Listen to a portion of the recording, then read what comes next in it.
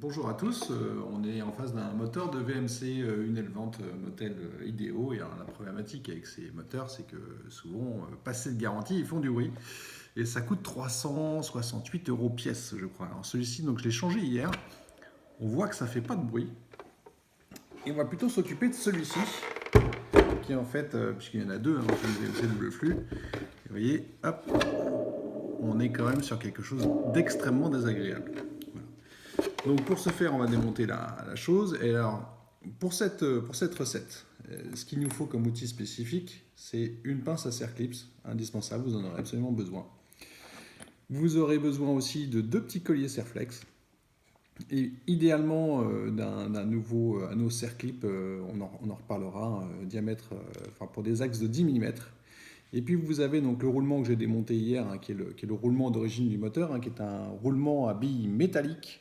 Alors la référence c'est 6000Z, en fait celui-là est de SKF, mais en fait si vous prenez la référence 6000, vous tomberez toujours sur des roulements qui ont les mêmes dimensions, c'est-à-dire 8 mm d'épaisseur, 26 mm de hauteur et 10 mm en fait pour l'axe qui vient au milieu. Donc si vous prenez la référence 6000, vous pouvez choisir n'importe quel roulement, à ceci près que c'est quand même intéressant d'avoir un flasque anti-poussière pour ces roulements. Alors, aujourd'hui, si vous achetez un moteur Unelvant, donc neuf, pour parer justement à cette problématique de bruit, il vous propose, en fait, il vous indique qu'ils ont mis des roulements céramiques. Donc moi, j'ai commandé des roulements céramiques avec un flasque anti-poussière, pas nécessairement étanche, parce que les roulements céramiques ont une durée de vie beaucoup plus importante. Le problème de ces roulements, c'est que ces roulements coûtent à peu près 25 € pièce, ce qui est nettement plus cher que ce roulement d'origine qui est plutôt dans les 2 €, mais qui a une durée de vie beaucoup plus limitée et surtout beaucoup plus bruyant.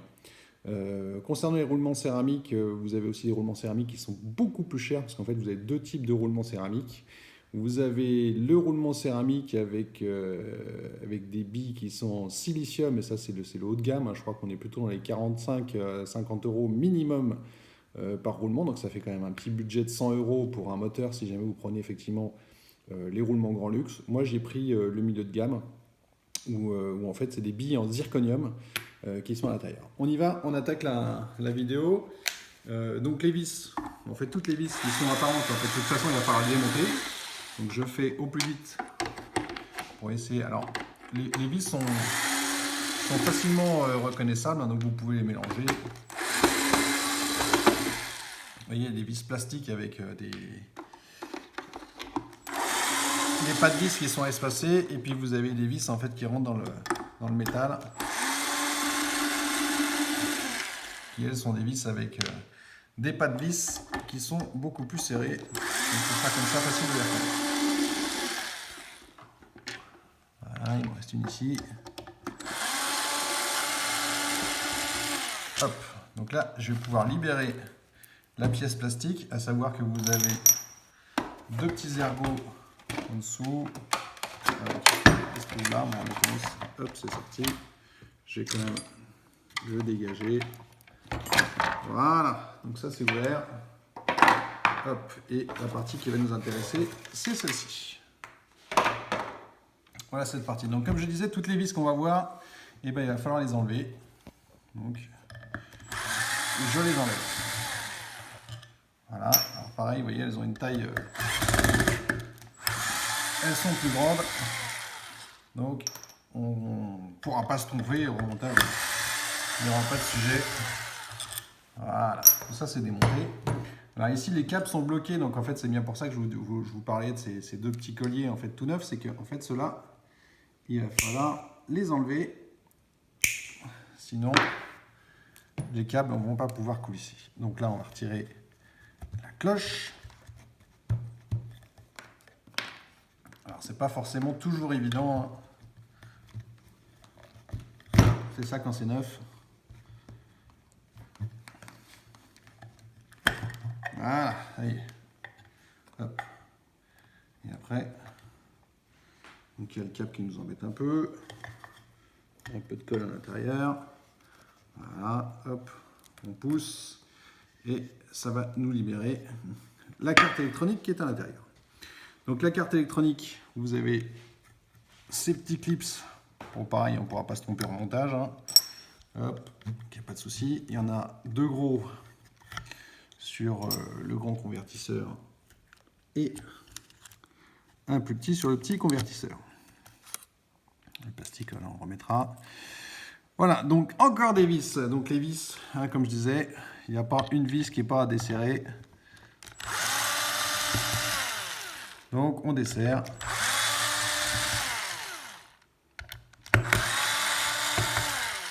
Voilà, hop. Donc là, l'idée, ça va être de retirer la carte électronique. Donc pareil, pour les vis, on ne pourra pas se tromper non plus. Alors, mes doigts sont un peu gros, je vais les attraper avec une pince, mais si vous avez des doigts plus fins que les miens, ça se passera bien. Voilà, donc il y a des petites rondelles avec, je vais les récupérer. Hop. Voilà. La pince n'est pas de toute première jeunesse, elle s'ouvre pas bien, mais voilà, hop. J'ai récupéré les petites rondelles. Donc la carte, bon, on commence un peu à rentrer dans la partie un peu désagréable, hein, mais ça va le faire, on va y arriver. Voilà.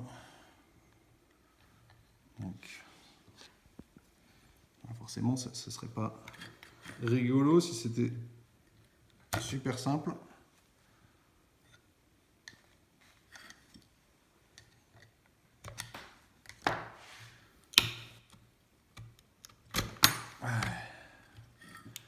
Voilà.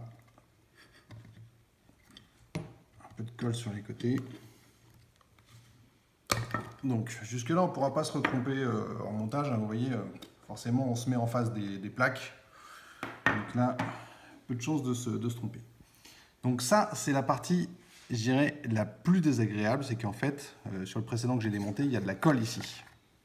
Puisqu'en fait ce cache en plastique, il va falloir aussi qu'on le libère. Voilà, donc, et c'est là où ça devient... Donc je pense qu'en fait, finalement, sur cette opération, c'est sans doute ce qui prend le plus de temps. C'est d'essayer de dégager. Donc j'essaie de faire vite pour ne pas rendre la vidéo trop désagréable, mais voilà, c'est parti, hein, comme je disais. Donc ça, c'est vrai que c'est pénible.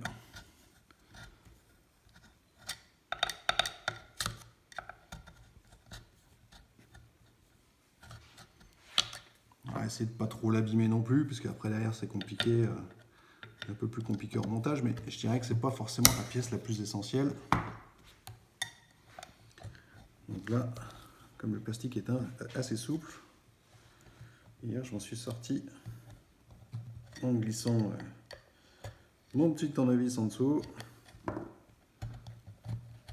toute façon, il faut que ça sorte, hein.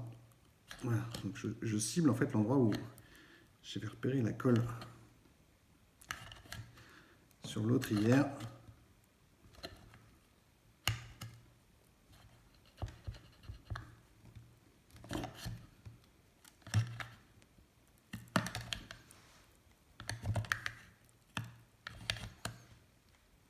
Donc ça c'est la partie la plus longue de la vidéo en fait. Ah, ça y est, voilà. Donc comme je disais, hein, ils ont mis de la colle ici. Donc pas de souci, ma pièce est intègre. Et vous voyez, pourtant, j'ai quand même pas mal forcé. Donc là, on parlait d'une pince à clips tout à l'heure. Donc pince à clips, bah écoutez, j'en avais pas. Donc j'en ai acheté une chez... j'en ai acheté 4 même chez Castorama. En fait, ça vaut 10 € les 4. Alors forcément, c'est pas de la super qualité, mais pour démonter un Serclips tous les ans, et encore, je suis gentil.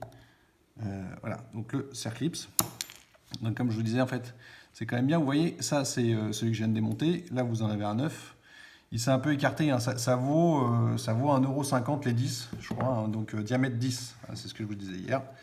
Voilà. Et donc là, du coup, il va falloir qu'on sorte un peu ce truc-là. Donc maintenant, l'anneau élastique ne tient plus l'axe. Voilà. Donc là, j'ai sorti ça. On va essayer de ne pas casser la volute. Là, c'est le bon moment pour le nettoyer parce qu'en fait, là maintenant, il est démonté, il n'y a plus d'électronique. Donc, si vous voulez me mettre sous le lavabo, je ne vais pas vous faire le coup et je le nettoierai et je m'en mettrai un peu plus pour le faire tout à l'heure. Mais c'est le bon moment pour nettoyer toutes les petites pales là, qui sont donc du coup sales. Voilà, donc là, on peut le mettre sous le lavabo, le laisser sécher. Et puis, donc pour l'intérêt de la vidéo, je ne vais pas vous le faire tout de suite. Donc là, l'intérêt, bien sûr, c'est de sortir les roulements. Donc là, bon, ici on a un peu d'espace pour sortir la bague. Donc, et puis de toute façon, les roulements, ces fameux roulements 6000Z de chez SKF, le but du jeu, c'est que je les change. Donc du coup, je m'embête pas. Voilà, donc là il est pour ainsi dire sorti. Voilà, hop. Un roulement. Donc le deuxième. Donc là, en fait, juste derrière le roulement, là, entre les deux, vous avez un anneau élastique. En fait, là, vous ne le voyez pas tout de suite, mais je vais vous le montrer dès que le roulement sera sorti. Voilà. Hop. Donc, comme je le disais, l'anneau élastique, en fait, qu'il faudra remettre ici, c'est ce qui permet effectivement d'éviter les vibrations et puis de limiter le bruit. Donc, tant qu'à faire, on ne va pas s'en priver. On va le garder. Donc là, on est sur la partie remontage des roulements. Donc si j'avais des roulements métalliques comme ça, je pense que j'utiliserais quelque chose qui fasse à peu près le diamètre de la bague extérieure pour taper avec le marteau. Là, on a des roulements qui valent quand même beaucoup plus cher et qui sont des roulements en céramique. Donc l'intérêt, ça va être d'essayer de ne pas les casser. Donc de ce côté, en fait, c'est monté sur, vous voyez, c'est monté sur la rondelle élastique. Donc ça rentre assez facilement. L'autre côté, c'est un peu plus compliqué. Il faut que ça rentre en force. Voilà. Ah bah, en l'occurrence, ça le fait bien. Parce que c'est pour ça que j'avais prévu l'axe ici. Hein, c'est que si vous voyez que ça ne rentre pas super bien, donc l'idée, puisqu'on n'a pas nécessairement de presse à la maison, hein, c'était de mettre effectivement un axe ici. C'est ce que j'ai été obligé de faire en fait sur l'autre, avec une rondelle de chaque côté. Et puis au fur et à mesure, bah, vous serrez votre axe et ça va rentrer doucement. Ces roulements qui sont en céramique et qui sont beaucoup plus fragiles, je vous déconseille de taper dessus au marteau. Voilà. En l'occurrence, j'ai de la chance, c'est rentré facilement. Donc là, maintenant, on va pouvoir remettre notre volute. Voilà, comme elle est venue. Voilà, le roulement est sorti, mais celui-là, comme je vous disais, il est libre. Et là, on va mettre notre Cerclipse neuf. Hein, c'est mieux, hein, comme je vous dis, ça ne vaut pas le coup de s'en priver. On aurait pu remonter l'ancien, hein, mais je pense que pour le prix, ça ne vaut pas le coup.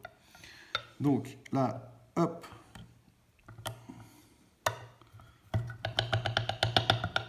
Voilà. Donc là, nos roulements sont montés. Voilà, c'est quand même beaucoup mieux que tout à l'heure déjà. Alors c'est sûr, c'est un investissement, mais à choisir entre 368 euros et 368 euros et 50 euros de roulement, le choix est vite fait. Si vous êtes économe comme moi, on en profite. Donc là, la pièce élastique, bon, il n'y a pas besoin nécessairement de la recoller, hein, parce que tout ça est vissé. Hein. Je pense que c'est fait justement exprès pour pas qu'on change les roulements. Peut-être que ce soit collé, hein, ça dissuade un peu. Voilà, hop, donc je l'ai remis en place. Là, on va remettre notre carte électronique. Donc j'avais une petite patte de diffusion thermique que je vais remettre. Voilà. Donc là, on est quand même sur une carte électronique. On va essayer de ne pas taper dessus. Hein. Ça va être... que sinon, ça peut nous coûter beaucoup plus cher. Voilà. Là, il faut la remettre en face parce que vous avez des petits connecteurs à réenquiller dessus. Hier, j'ai pas eu... oui, hier, c'est rentré tout seul. Voilà, bah là aussi. Voilà. Donc là, les connexions se font bien. Hop. Les petites pattes sont bien mises. Ok. J'ai rien qui traîne. Donc là, il va falloir les visser. Donc pour les visser, on a 3 petites vis. C'est les petites, les plus petites. Voilà, ici. Tac, avec 3 petites rondelles. Hop, 2 et 3. Voilà, alors j'aurais dû prendre une petite pince à épiler ou un truc pour être sûr que ça ne bouge pas. Donc là, plutôt que le tournevis, comment dire,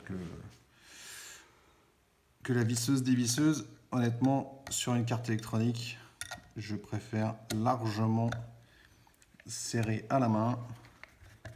Parce que sinon, on pourrait avoir des mauvaises surprises. Ça serait quand même bien dommage. Voilà, donc, premier vis remonté. Ça sert à rien de serrer comme un fou.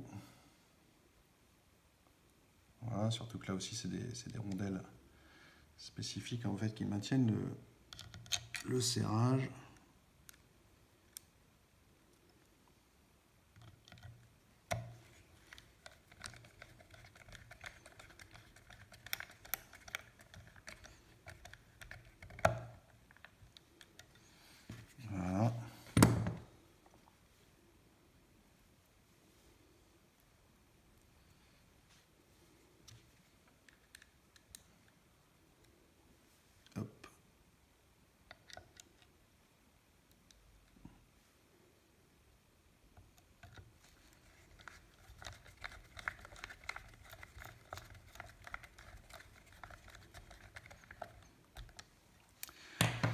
Voilà, le capot, en fait, on va le rapprocher de l'emplacement des câbles. C'est comme ça que c'était d'origine. Donc, on fait coulisser les câbles dedans. Voilà, au fur et à mesure. Bien, rien de bien compliqué. Là, on est en face des pas de vis. Hop, je remets ça. Là, c'est pareil. Je vous avais dit qu'on ne pouvait pas se tromper sur les vis, donc en l'occurrence, c'est le cas. C'est les plus grands. Hein. Voilà. Une, deux et trois. Je vais les approcher à la visseuse, mais je finirai à la main. Oula, ouais, j'ai oublié mes petites...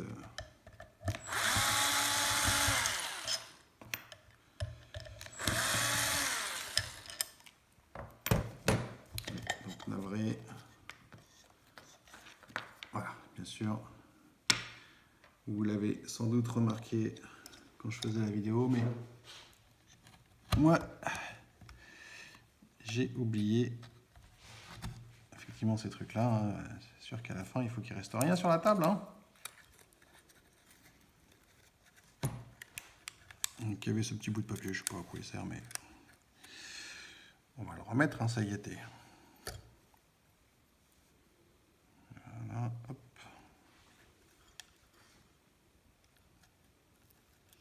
Donc ça glisse assez facilement, il n'y a pas vraiment de secret sur ce truc-là. Ouais, je vous dis ça, puis en même temps, vous allez vous rendre compte que je galère, c'est ça? Et vous allez dire, mais il raconte des bêtises.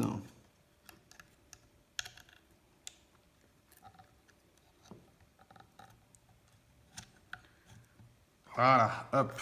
Donc j'avais oublié ça. Excusez-moi.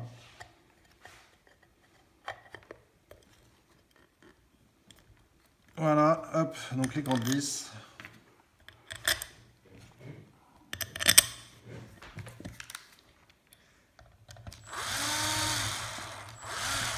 Voilà, tout c'est bien en face.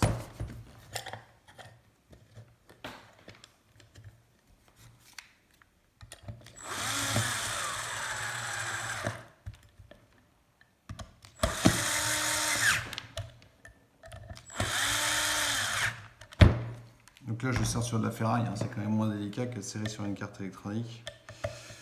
Mais bon, petite finition à la main. Voilà, ça c'est bien serré.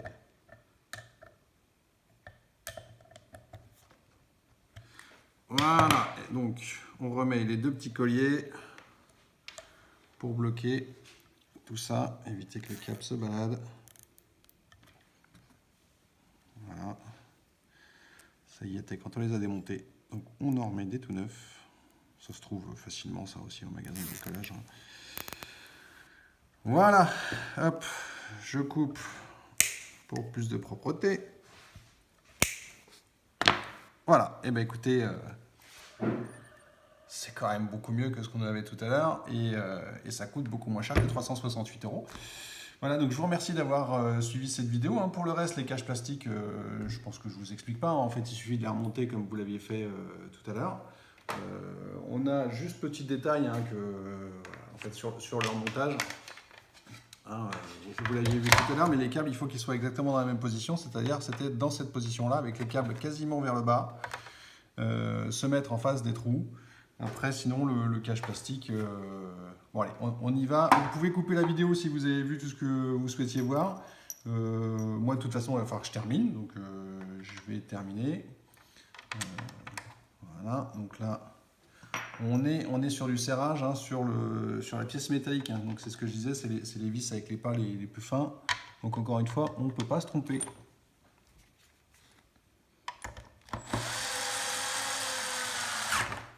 Voilà.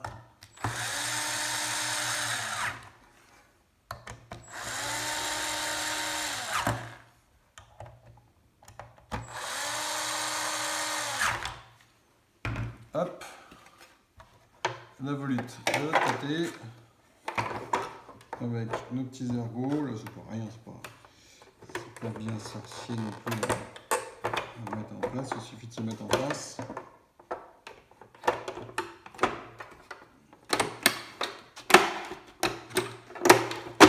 Voilà.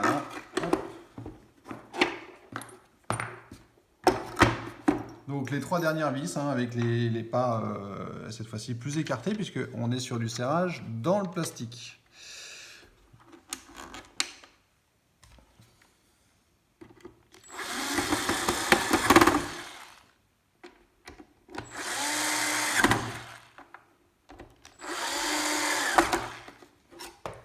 Voilà, et là, ah, c'est agréable. Je sens qu'on va bien dormir avec cette VMC. Bah, écoutez, je vous souhaite une excellente journée ou une soirée si vous êtes dessus. En tout cas, bah, merci d'avoir suivi ce tuto qui, je pense, enfin, j'aurais été content de le trouver. Il y en avait d'autres qui l'avaient fait, mais ça me paraissait moins explicite, surtout sur la partie roulement. Voilà, à très bientôt pour une nouvelle vidéo. Merci beaucoup.